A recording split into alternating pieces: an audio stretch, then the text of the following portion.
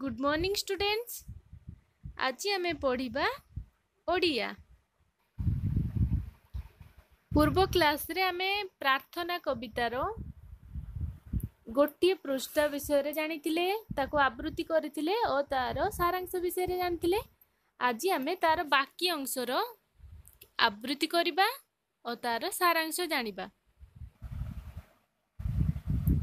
अछि सीना नदी अछि से गिरी, अछि से विपिन काहीं से सिरी, अछि सेई सेतु सेई देउल, काहीं सेई दक्ष कर संकुल, कला जाए एति किरति जे, दश दिग शून्य काहीं पूर्व पुण्य, काहीं से पूर्व सकति जे,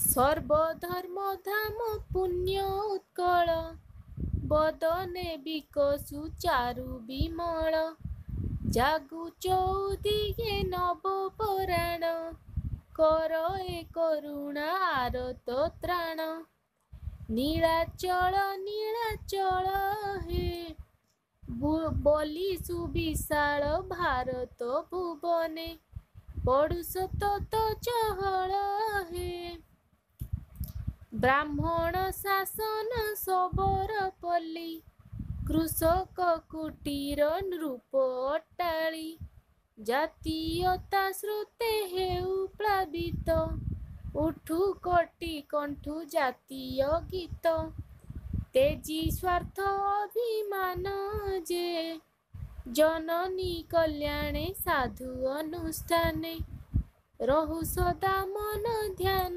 जे, संसार तुमूल रण प्रांगणे, उत्कलर दिन तनय गणे, पछरे केबे न पड़ु देव, श्री छामुरु एही आदेश हेबो, घेनियो पूर्व उत्साह जे, भारतर महाजातीय तरंगे, मिशु उत्कल प्रवाह जे। एबे आमे यार सारांश जानिबा। अछि सीना नदी अछि से गिरी, अछि से विपिन काहीं से सिरी, अछि सेई सेतु सेई देउल, काहीं सेई दक्ष कर संकुल, कला जाए एते किरति जे, दश दिग शून्य काहीं पूर्व पुण्य, काहीं से पूर्व सकति जे। अर्थात पूर्वर से नदी अछि, गिरी अर्थात पर्वत, पर्वत अछि, विपिन कहले जंगल, जंगल अछि, देउल अर्थात देउल अर्थ मंदिर, मंदिर अछि, सेतु बंध अछि, सब किछि अछि। किंतु पूर्वरु आमर उत्कल मातार जो संतान माने कारीगरी विद्या और कार्य दक्षता विभिन्न बल रे विभिन्न मंदिर आ सेतु बंध इत्यादि सुंदर भाबरे कारुकार्य करि जाइथिले। पूर्वर से कीर्ति और कारीगरी शक्ति एबे आउ देखिबाकू मिलु नै, तार सौंदर्य नष्ट हो जाइछि, लोप पाई जाइछि। सर्वधर्म धाम पुण्य उत्कल, बदने विकासु चारु विमल, जागु चौदिग नव पराण, कर ए करुणा आरत त्राण, नीलाचल नीलाचल हे, बोली सुविशाल भारत भुवने, पड़ु सतत चहल हे। अर्थात उत्कल भूमि रे सबु धर्म को सम्मान करा जाय था, समस्त को जो धर्म हेले मध्य समस्त को सम्मान प्रदान करा जाय था।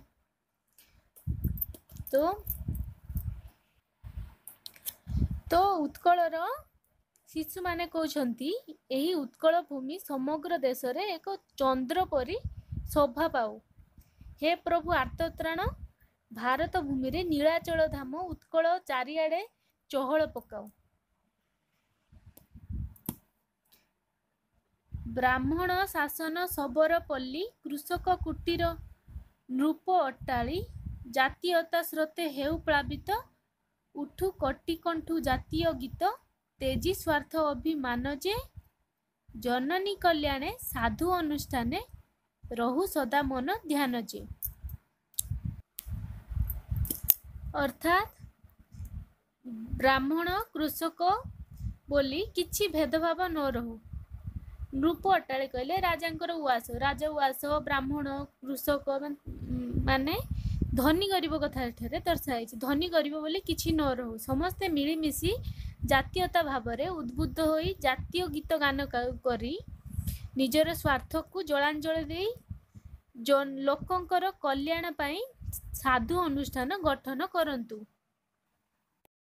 संसार तुमूल रंग प्रांगणे उत्कलर दिन तनय गणे पछरे केबे हे न पड़ू देव श्रीछा मुरु एही आदेश हेबो घेनी अपूर्व उत्साह जे भारतर महाजातीय तरंगे मिशु उत्कल प्रवाह जे। अर्थात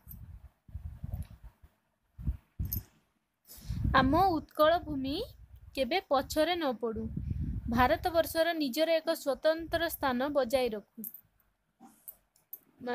माने पिला माने एठी कहउछंती भगवान पाखरे प्रणति जणे कहउछंती कि हे भगवान आमे आपणक पाखरे मागुणी करूछु कि आम भारत वर्षरे आमर ओडिशा माटी जेमिति केबे पछरे न पड़ू, ओडिशार गोटे स्वतंत्र स्थान तार सी बजाई रखू। कवि परिचय, एटी कवि परिचय विषय टिके जानिबा, अल्प किछि जानिथिले पाठ पढिला समय रे, एबे आमे कवि परिचय विषय जानिबा। उत्कलमणि गोपबंधु दास ए कवितार कवि अटंती। तांकर जन्म 1867 मसीहा, मृत्यु 1928 मसीहा रे।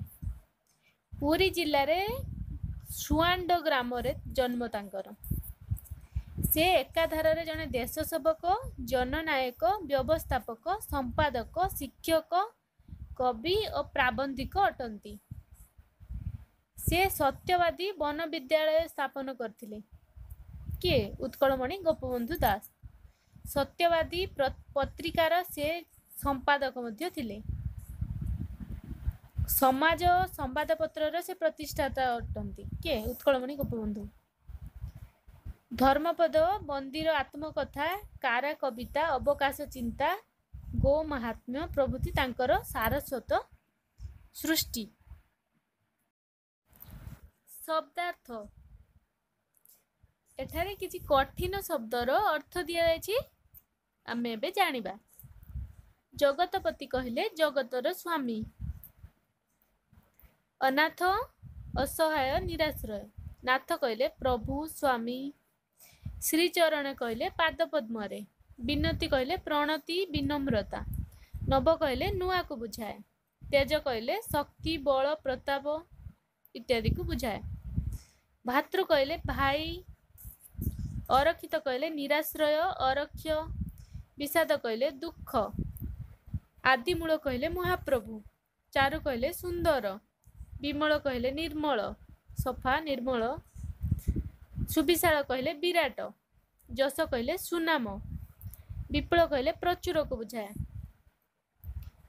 विभव कहले निर्मल को बुझाए। विपर्जय कहले विलोप व्यतिक्रम विपरीत भाव। अधीर कहले कातर धैर्यहीन आतुर को बुझाଉଛି। विपिन कहले जंगल।